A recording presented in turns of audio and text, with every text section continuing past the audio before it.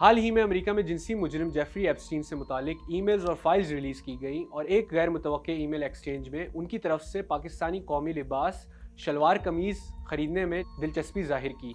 Independent Urdu ने जब America के डिपार्टमेंट ऑफ जस्टिस की वेबसाइट पर रिलीज़ की गई फाइल्स में पाकिस्तान का नाम सर्च किया तो 864 फाइल्स सामने आईं, जिनमें पाकिस्तान का किसी न किसी हवाले से जिक्र है। इसी में से एक ईमेल एक्सचेंज में पाकिस्तानी कौमी लिबास से मुताल्लिक था जो किसी ज़ुबैर नामी शख्स के साथ है।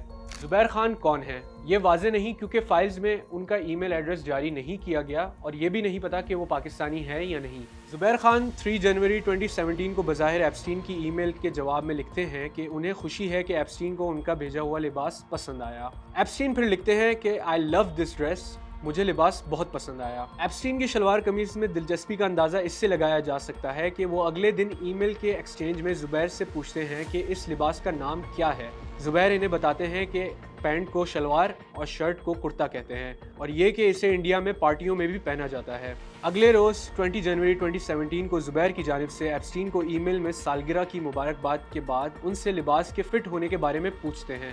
जवाब में एप्स्टीन इन्हें इस किस्म के 5 मज़ीद साइज़ में बड़े लिबास खरीदने की ख्वाहिश जाहिर करते हैं।